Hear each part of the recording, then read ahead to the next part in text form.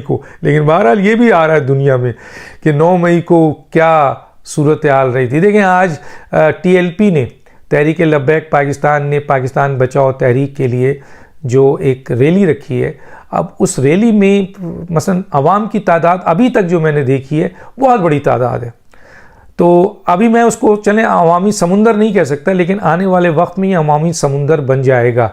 और ये है क्या, पाकिस्तान बचाओ तहरीक, जिसमें लाखों अगर ना भी हों तो हज़ारों की तादाद में लोग जो हैं अब तक नज़र आ चुके हैं।